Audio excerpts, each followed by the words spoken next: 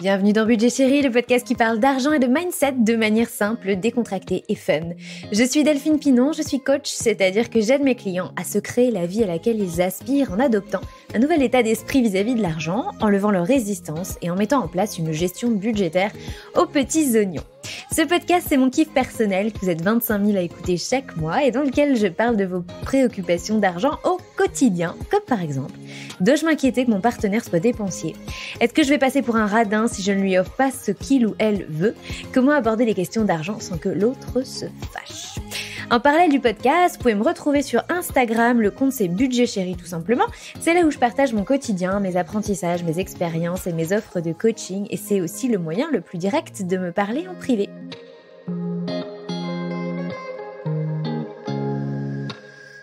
Dans cet épisode, c'est Seth qui prend la parole pour vous raconter une histoire amoureuse récente dans laquelle l'argent est venu jouer un rôle destructeur. Le mot n'est pas faible. Seth est quelqu'un de timide et pudique, comme vous pourrez l'entendre, et pourtant, c'est lui qui est spontanément venu me proposer de faire cet épisode parce que le podcast, et notamment l'épisode sur le couple avec Héloïse Boll, l'a beaucoup aidé à comprendre les raisons de l'échec d'une relation amoureuse qui vient tout juste de se terminer. Seth a grandi au Bénin, au sein d'une famille recomposée. Son père est décédé quand il avait 12 ans et sa mère l'a élevé lui et ses 3 frères et sœurs, donc 4 enfants en tout, presque seuls, en assurant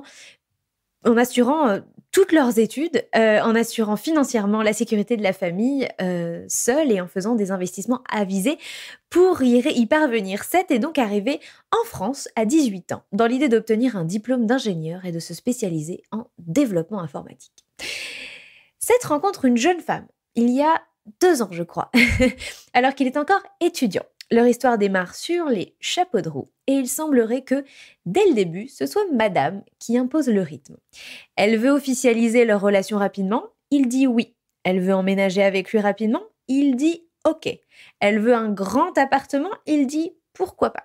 Elle fait de gros cadeaux et en attend autant. Lui hésite un peu, mais il cède. Elle veut aménager l'appartement rapidement avec des choses qui coûtent cher, qui sont neuves. Lui, il freine des cas de fer, mais il finit par céder encore une fois. Seth me partageait des tas d'anecdotes de sa relation avec cette jeune femme. Relation qui s'est, comme je vous l'ai dit, soldée récemment par une rupture. C'est intéressant d'écouter Seth nous livrer son récit, presque à chaud, mais pourtant avec quand même beaucoup de recul sur les événements. Et il a un vrai message pour vous, pour messieurs. C'était important pour lui de faire cet épisode, notamment pour les hommes qui écoutent le podcast, et pour que vous puissiez peut-être, avec un peu plus de clarté, comprendre les mécanismes qui se jouent dans une relation de couple concernant l'argent. Je vous laisse écouter son histoire et on se retrouve à la fin de l'épisode. Bonjour, je m'appelle Seth, j'ai 26 ans. Je suis là pour vous partager mon expérience par rapport à l'importance de l'harmonie financière dans un couple issu de milieux très différents. J'ai grandi au Bénin, c'est un tout petit pays d'Afrique de l'Ouest, dans une famille de 11 enfants, dont nous sommes 4 à être issus du mariage entre mon père et ma mère. C'est-à-dire, mon père a eu d'autres enfants avant de rencontrer ma mère. Et on a eu une enfance très joyeuse, dans laquelle on ne manquait de rien. Mon père était douanier, donc du coup, financièrement, tout se passait bien. Ma mère avait fait des études de droit, elle était juriste. Et quand nous sommes nés, à partir de mon grand frère, mes parents ont décidé que ma mère, ou si c'était comme un accord, ma mère arrêtait le boulot pour s'occuper de nous, de peur d'avoir une éducation grâce au nounou et compagnie. Donc on a grandi dans un environnement comme ça jusqu'à ce que je perde mon père à 12 ans. Donc quand mon père était décédé, il n'avait pas fait de testament ni rien parce que c'était mort suite à une maladie, mais il n'avait pas fait de testament. Donc on s'est retrouvés sans limite rien. Donc ma mère avait comme idée de faire des prêts pour investir dans la location d'appartements, de faire un peu de commerce à côté. Et c'est grâce à ça qu'elle a su financer nos études, que ce soit pour mes sœurs et pour moi, de même que ma petite sœur. Et à l'âge de 19-20 ans, j'ai décidé de partir en France pour réaliser mon projet professionnel. Avant que je n'arrive en France, j'ai beaucoup suivi les consignes de ma mère, parce que ma mère était quelqu'un qui savait, pour moi, très bien gérer l'argent. Elle faisait des prêts pour financer les travaux, pour réaménager les locaux qu'elle louait. Donc pour moi, c'était un exemple très édifiant par rapport à l'argent, qu'il faut faire des prêts en fonction de ses capacités et savoir comment gérer de l'argent. C'était quelque chose de très important pour elle. Et moi, j'ai toujours eu ça comme exemple et je me suis dit un jour, je vais faire pareil pour gérer de l'argent, investir, puis en tirer le meilleur possible. Ma mère a toujours financé nos études, c'est-à-dire on était quatre, donc elle a su gérer les frais de scolarité pour de grandes études parce que ma grande sœur, elle a fini médecin, mon grand frère archiviste et moi, j'avais comme objectif d'être ingénieur. Donc on avait l'habitude de vivre en fonction de nos moyens. Donc c'est ce qu'elle nous donnait qu'on prenait pour le petit-déj et tout, on faisait à sa façon. Donc pour nous, c'était la meilleure solution. On avait fait de grandes écoles où on avait un entourage à l'école où tout le monde était un peu aisé et ramenait les derniers les derniers outils de technologie et tout. Mais malgré ça, elle nous a toujours dit, tout ça c'est éphémère. Il faut, si j'ai les moyens, je vais vous l'offrir, mais si je l'ai pas, vous allez travailler un jour pour vous l'offrir vous-même. Tôt ou tard, vous allez en bénéficier quand vous pourrez. Donc, ça a toujours été quelque chose de très marquant pour moi, ce qui m'a un peu détaché du matériel, où je me dis, je suis pas obligé de l'acheter aujourd'hui. Quand j'aurai les moyens, je pourrais me le permettre. Donc, après mon bac et tout, j'ai décidé de venir en France pour les études. Donc, c'était un choix personnel et ma mère, elle m'a beaucoup soutenu. Donc, je lui ai expliqué que là-bas, j'ai fait mes recherches. Euh, le rapport avec l'argent n'était pas forcément le même parce que là-bas, on utilise le franc CFA, ici l'euro. Et donc, du coup, elle a évalué un peu la différence que ça pourrait apporter. Donc, ayant récupéré pas mal d'économies de côté, elle faisait pas mal, euh, elle mettait quand même pas mal de sous à côté. Elle a décidé d'investir pour moi parce que pour elle, c'est un investissement pour son enfant. Et je faisais partie des deux derniers, donc ça la dérangeait pas du tout d'investir là-dedans. Donc, il fallait envoyer 650 euros tous les mois pendant toute une année, le temps que je trouve un petit job à côté. Donc, elle était prête à faire ça. Donc, je suis parti du Bénin dans cette optique-là. Donc, une fois en France, j'ai très vite senti la différence par rapport à l'argent parce que très vite, prendre le bus et tout, je faisais des calculs. Oh, ça fait 10 fois ce que je dépensais d'habitude pour me déplacer là-bas.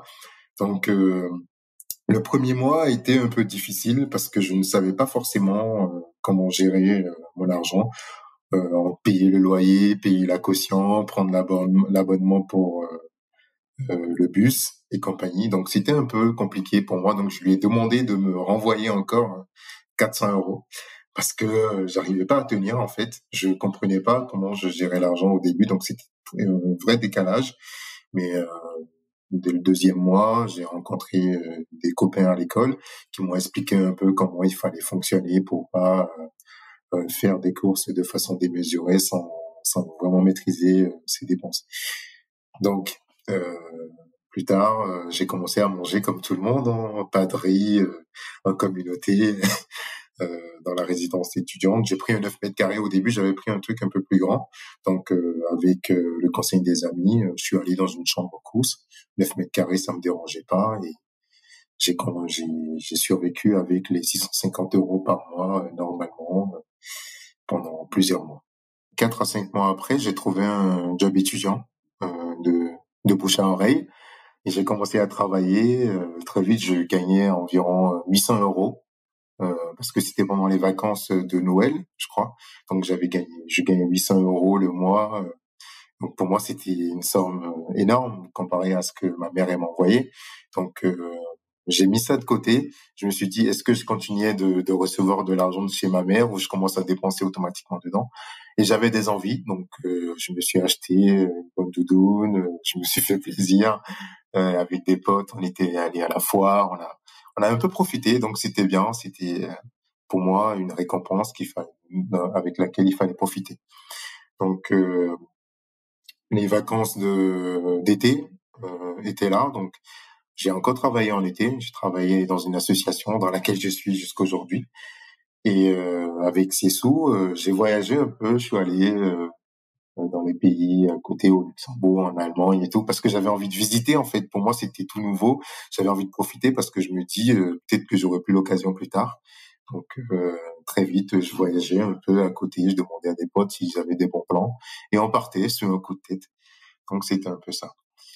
Donc, à la fin de mon DUT, j'avais comme ambition de continuer de grandes études, c'est-à-dire faire une école d'ingénieur. Et j'ai opté pour l'alternance parce que je me suis dit, vu le rythme un peu soutenu pour l'école d'ingénieur, ce serait quand même bien d'avoir des revenus stables pour éviter de jongler entre job étudiant et études pour au final perdre les deux à la fin.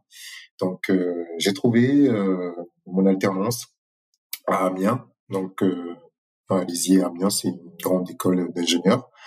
Et étant à Nancy, il fallait faire un choix, soit de trouver une entreprise à côté d'Amiens ou trouver une autre école à côté de Nancy. Donc, j'ai fait le pari d'aller euh, dans une école à côté d'Amiens, dans une entreprise à côté d'Amiens, histoire de découvrir une autre ville et pourquoi pas m'installer là-bas plus tard. Donc, j'étais ouvert, j'étais partant.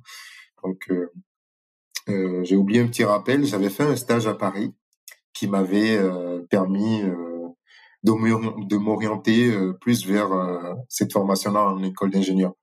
Et je devais rester avec cette start-up pour mon alternance. Et au final, la ville de Paris ne m'a pas plu, l'ambiance et tout ne m'a pas plu. Donc j'ai décidé à la fin de chercher une autre entreprise. Et j'ai finalement trouvé un peu tard vers novembre, une entreprise à Épinal. Donc, je reviens encore en Lorraine pour la partie entreprise. Donc, très vite, je me suis rendu compte que les allers-retours, c'était un mois en entreprise, un mois à l'école, allait être difficile. Donc, j'avais un appartement à Épinal et un appartement à Amiens. Donc, il fallait gérer 2 loyers. Il fallait gérer les déplacements en train parce que j'avais pas pris de voiture à ce moment-là, mais j'avais le permis. Donc, je me suis dit, bon, bah, c'est pas grave, j'ai fait mes calculs et j'arrivais quand même à tenir dans le mois, dans les dépenses, que ce soit pour la bouffe et pour les déplacements, j'arrivais à gérer, même pour le loyer. Et quelques mois plus tard, je me suis dit, bon, bah, peut-être il faudrait que je pense à m'orienter vers autre chose, pour le logement parce que j'avais quand même pas mal d'économies. J'ai commencé à réfléchir à comment économiser et j'arrivais quand même à mettre jusqu'à 350 euros par mois. En fait, tous les mois, je me versais 350 euros sur mon compte épargne euh, pour me dire bon bah je me paye en fait tous les mois et de l'autre côté j'avais demandé à ma mère d'arrêter de m'envoyer de l'argent parce que pour moi j'avais une certaine autonomie et c'était à mon tour de lui faire plaisir ou de lui faire des cadeaux pour la remercier quand même pour tout ce qu'elle avait investi pour moi durant ces 2 dernières années. Je vivais cette vie d'étudiant assez classique dans laquelle je me plaisais bien, je mettais des sous de côté jusqu'au moment où j'ai rencontré cette fille que je vais appeler Sophie pour garder l'anonymat de son nom. Donc voilà, donc la rencontre c'était sur un site de rencontre classique que vous connaissez et très vite 2 à 3 semaines après, elle a voulu qu'on officialise. Euh, C'était pas de mon plein gré, elle a dit oui, il faudrait qu'on soit en couple pour que je puisse savoir que t'es à moi limite. Donc voilà, donc j'ai accepté. Moi, pour moi c'était bien beau, j'étais tranquille dans mes études, tout allait bien. Donc on s'est mis en couple très vite. Donc, je lui avais posé la contrainte de la distance où je me déplaçais un mois sur deux euh, à Épinal et à Amiens. Et elle était d'accord pour cette relation. Donc, elle habitait non loin de Metz. C'était quand même à 1 heure de distance si elle allait venir à Amiens à chaque fois, à Épinal à chaque fois. Donc, pour elle, elle était d'accord. Et je lui avais expliqué mes conditions, que j'étais dans une chambre étudiante à Épinal et que ça me plaisait bien, ça me dérangeait pas de rester là-dedans. Et elle était d'accord. Donc, pour moi, c'était beau, une personne parfaite qui m'accepte comme je suis, avec mes moyens, mon mode de vie. Et puis voilà. Donc, moi, pour moi, c'était merveilleux. Donc, je me suis dit que j'ai trouvé la bonne.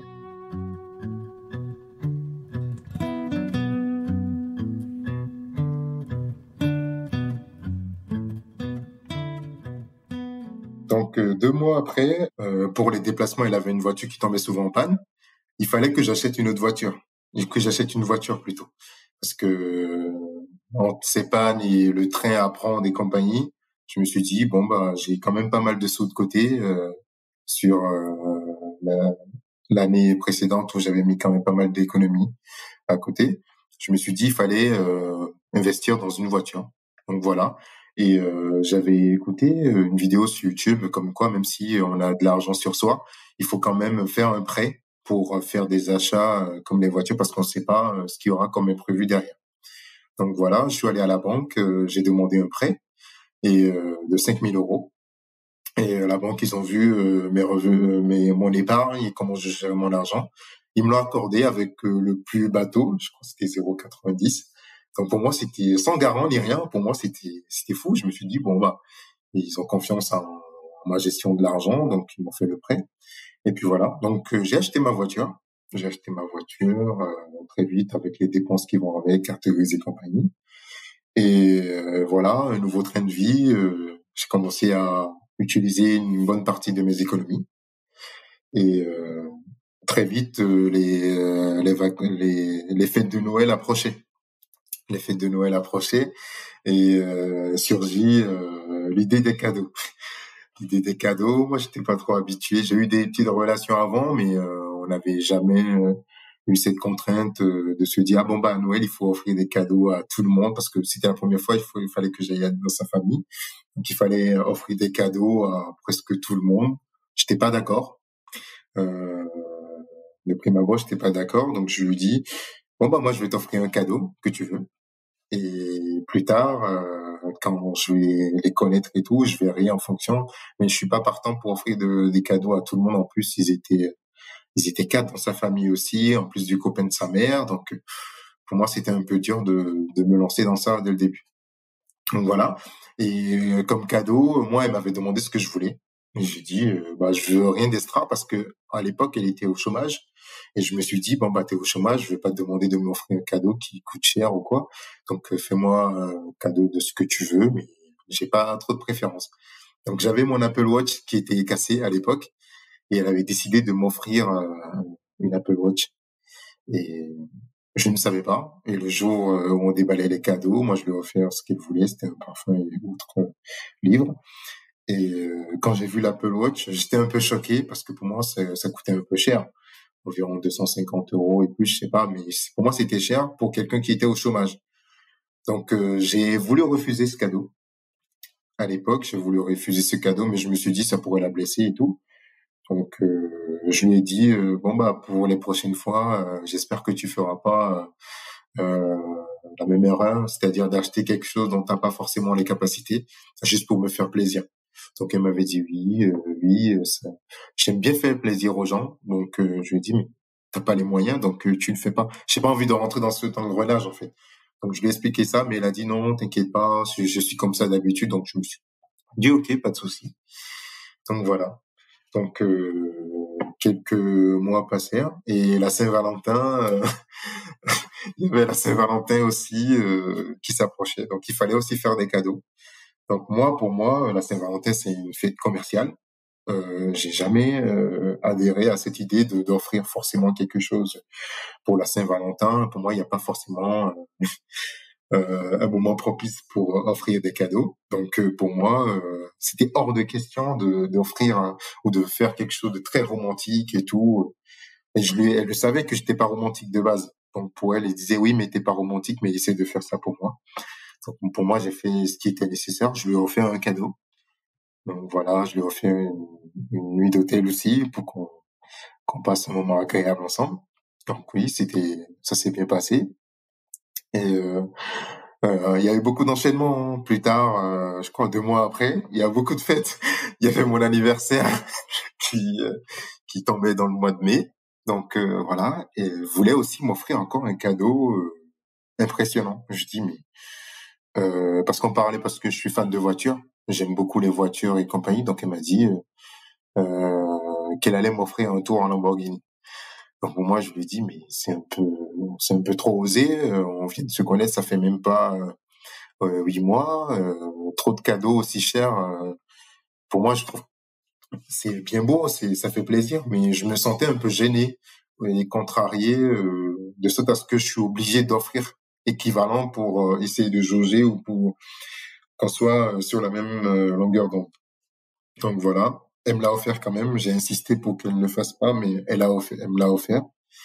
Donc j'ai fait mon tour en lambeau, j'étais content.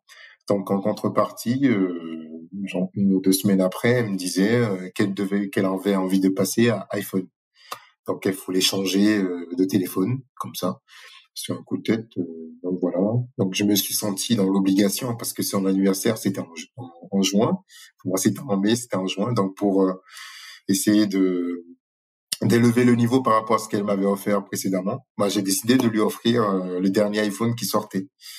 Donc je lui ai offert ça, elle était contente aussi, donc pour elle ça lui faisait plaisir, donc voilà. Et très vite,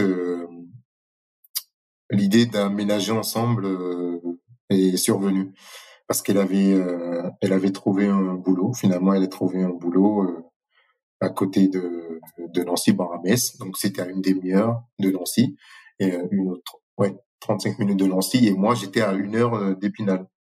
Donc on s'est dit bon bah pour éviter beaucoup de déplacements, ça serait pas mal d'aménager ensemble, pourquoi pas.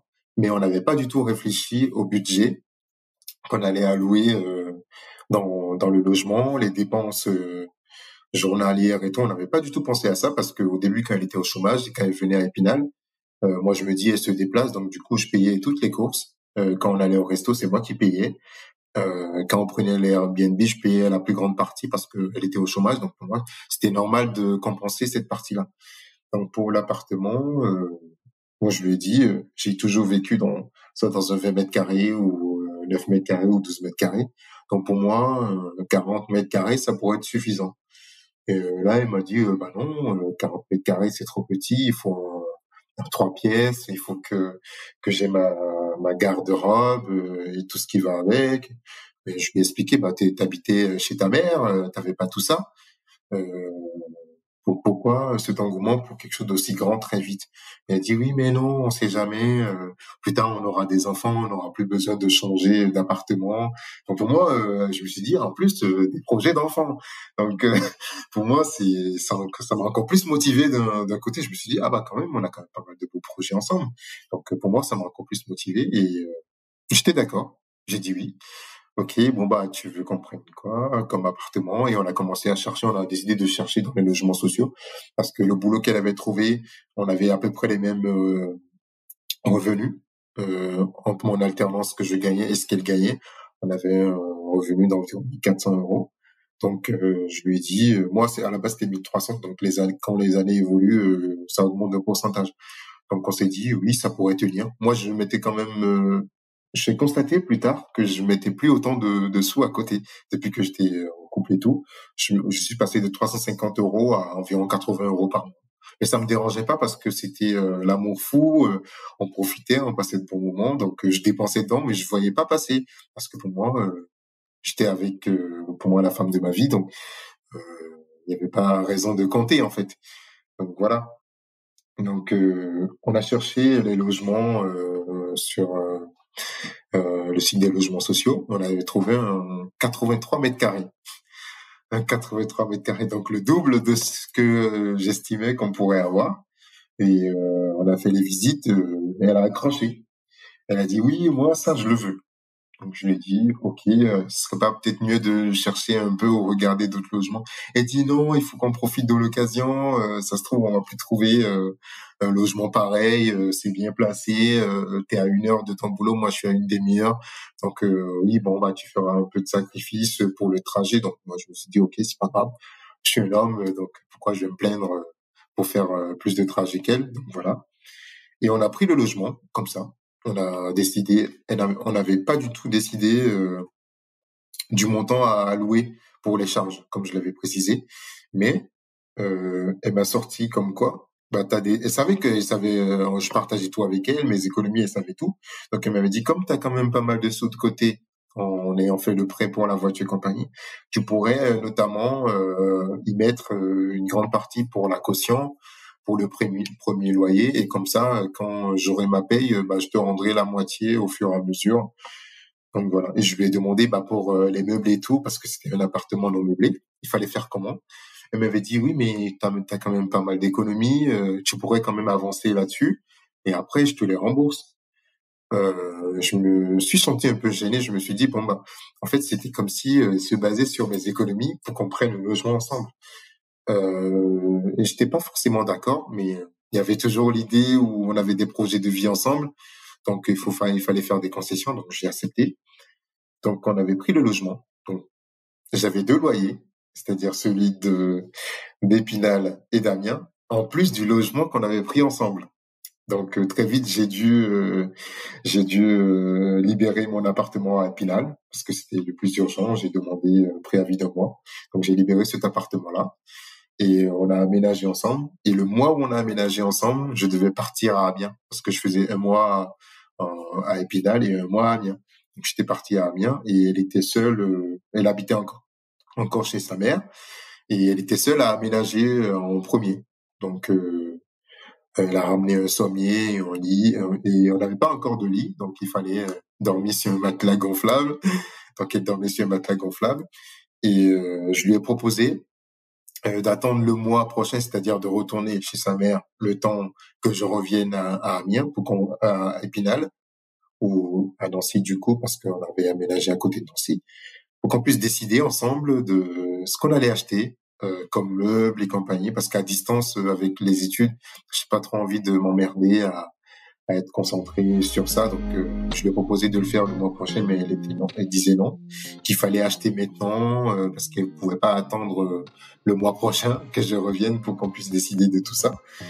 Donc, au bout d'un moment, avec la pression tous les jours, j'ai dit ok, bon bah vas-y, tu veux qu'on achète quoi? Elle a dit qu'il faut qu'on achète des choses de première nécessité, notamment une gazinière, une machine à laver, un canapé et compagnie. Donc elle a commencé à faire les choix. Donc elle disait, elle disait d'un côté qu'elle avait plus de goût que moi, que c'était normal pour elle de choisir au niveau de la déco ce qu'on allait mettre et compagnie.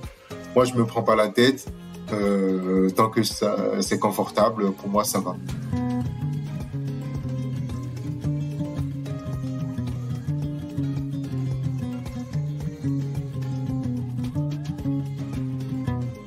Donc elle a commencé à chercher un peu sur internet et quand elle a trouvé une gazinière qui coûtait un peu cher, un frigo qui coûtait aussi un peu cher. Donc, tout ce qu'elle sortait, ça coûtait un peu cher, de l'ordre de 400-500 euros. Donc, pour moi, c'était un peu déraisonnable.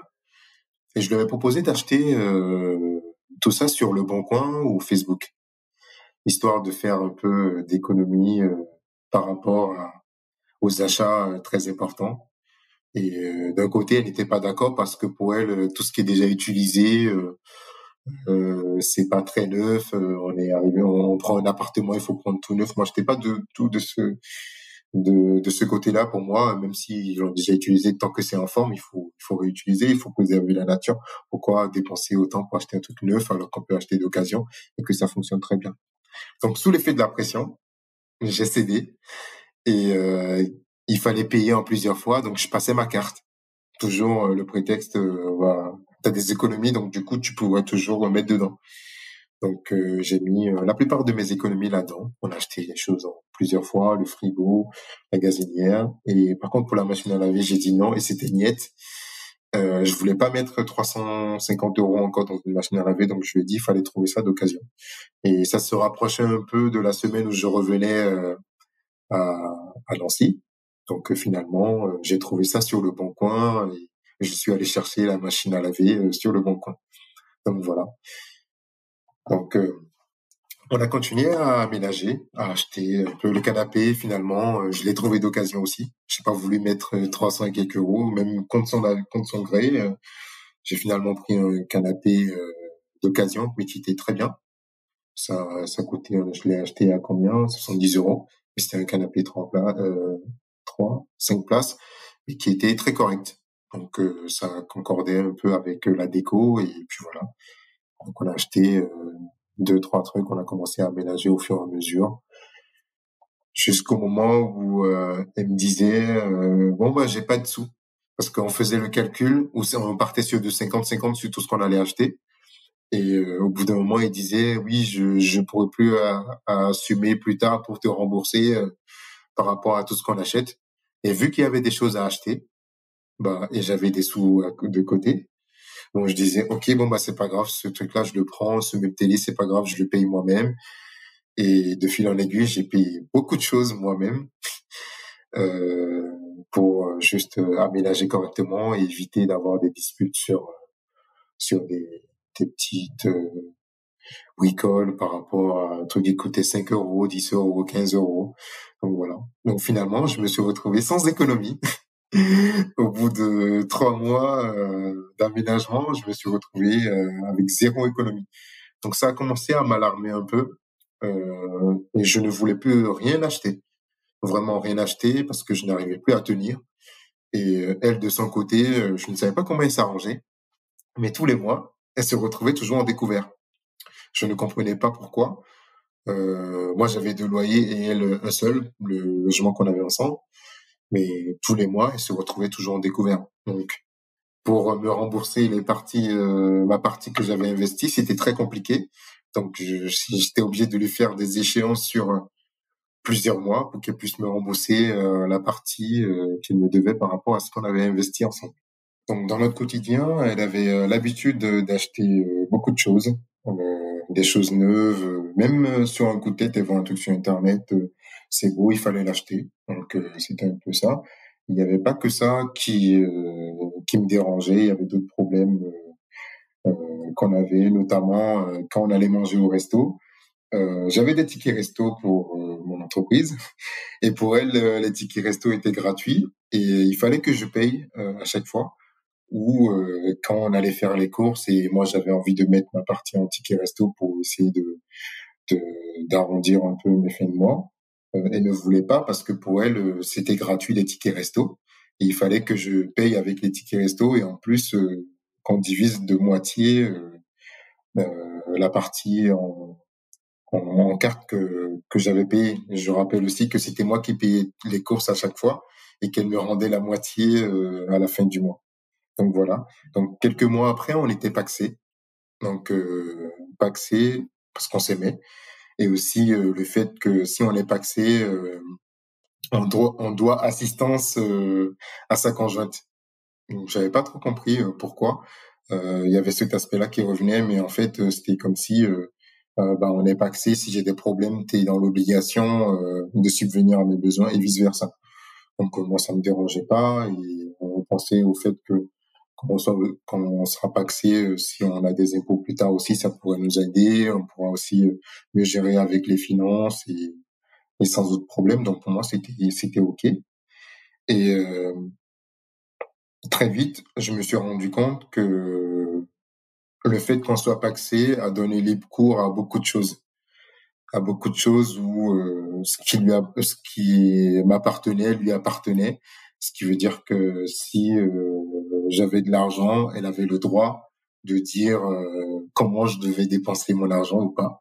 C'est-à-dire si je voulais me faire plaisir ou faire des achats en fonction de mes économies, je devais le faire aussi en fonction d'elle. Donc si j'achetais quelque chose, il fallait que je l'achète aussi pour elle et je me sentais gêné. Je pouvais même plus m'offrir quelque chose personnellement sans être contraint de lui offrir quelque chose en retour. Donc voilà. Donc, s'ensuit beaucoup de disputes par rapport à ça, et j'ai décidé à ce qu'on ouvre un compte joint.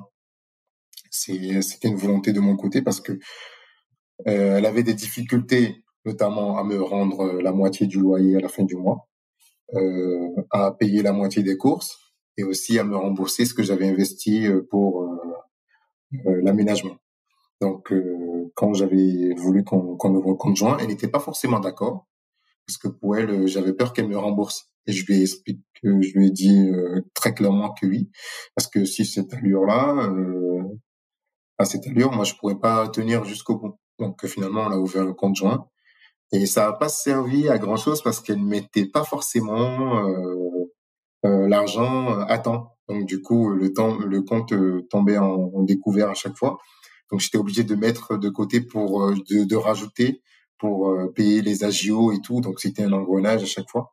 Et tout ça, ça me plaisait plus. Donc, c'était quelque chose qui me décourageait un peu. Je me suis dit, enfin, le fait qu'on soit paxé, qu'on habite ensemble sans prendre les choses correctement ou sans évoquer le problème de l'argent dès le début, ça a commencé à créer beaucoup de tensions entre nous. Donc voilà. Donc il y avait tous ces problèmes-là qui revenaient, et il y avait le problème de l'argent qui revenait à chaque fois. À chaque fois qu'on parlait, il y avait l'argent qui revenait. Oui, mais si, oui, mais ça. Et il y avait aussi il y avait aussi le fait qu'elle me faisait un peu de chantage. Elle me disait, bon, bah, mon ex, quand quelque chose me plaisait, quand je lui demandais même pas, il suffisait juste que j'en parle et qu'il me l'achetait. Donc, son ex lui avait acheté euh, un Cookéo, un aspirateur qui coûte 1 500 €. Donc, il y avait tout ça. Donc, elle faisait un peu cette comparaison-là. Et d'un côté, je me suis dit, il fallait que je prouve aussi que j'étais capable de faire plus que son ex, d'un côté. Et elle a commencé à me demander un peu des cadeaux exorbitants. Notamment, elle m'a demandé de lui acheter un Thermomix qui coûte 1 600 € pour son anniversaire. Sauf que j'ai dit non. Et pour elle, si je ne lui offrais pas le Thermomix, c'était que je ne l'aimais pas. Parce que c'est le seul moyen de prouver qu'on aime, c'était d'offrir des cadeaux. Donc, j'étais pas d'accord pour ça.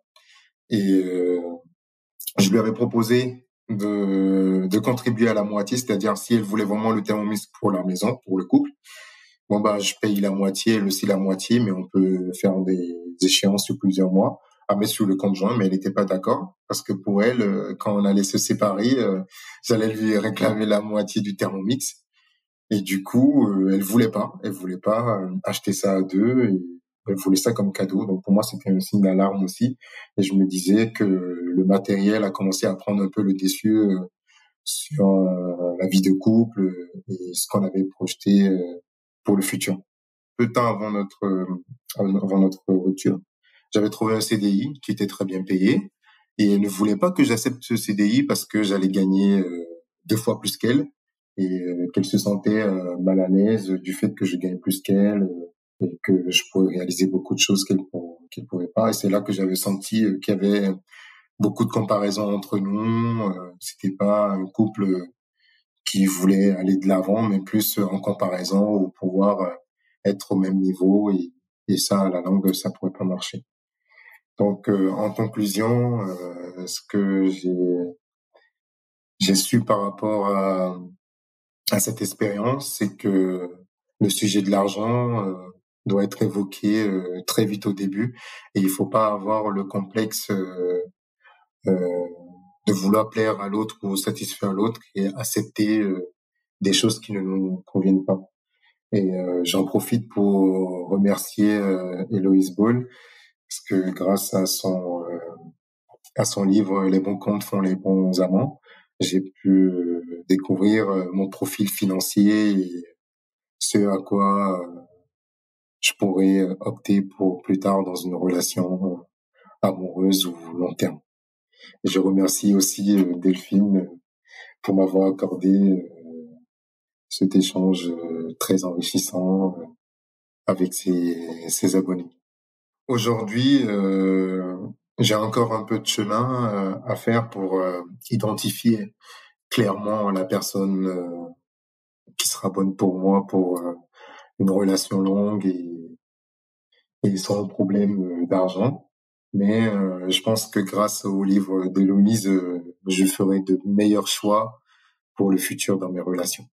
Donc, un conseil aux jeunes qui ont pour, ou même des couples, hein, ou même des personnes âgées qui ont pour ambition d'aménager ensemble et tout, veillez quand même à faire le point de vos dépenses, de vos envies et de vos futurs achats, notamment par rapport à l'ameublement et compagnie, avant de vous installer ensemble. C'est un très bon conseil pour éviter beaucoup de désagréments plus tard, parce que j'en ai quand même lâché pas mal de plumes, notamment lors de la séparation où elle est partie avec beaucoup d'affaires qu'on avait achetées ensemble. Donc voilà. Merci à tous mes warriors pour avoir écouté Seth jusqu'au bout. Même si la rupture est encore très récente, Seth commence à mesurer aujourd'hui l'importance d'une telle expérience de vie.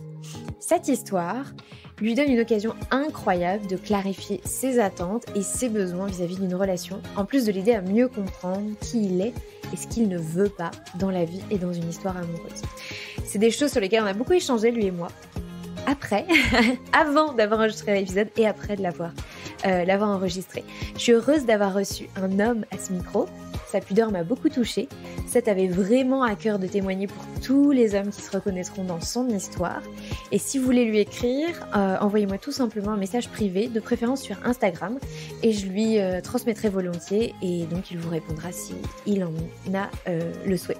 Et si vous aussi vous avez envie de raconter votre propre histoire à ce micro, envoyez-moi aussi un message privé sur Instagram, c'est le moyen le plus direct de me contacter. Je vous dis à très bientôt pour un nouvel épisode. D'ici là, prenez soin de vous et de vos finances. Ciao, bye bye.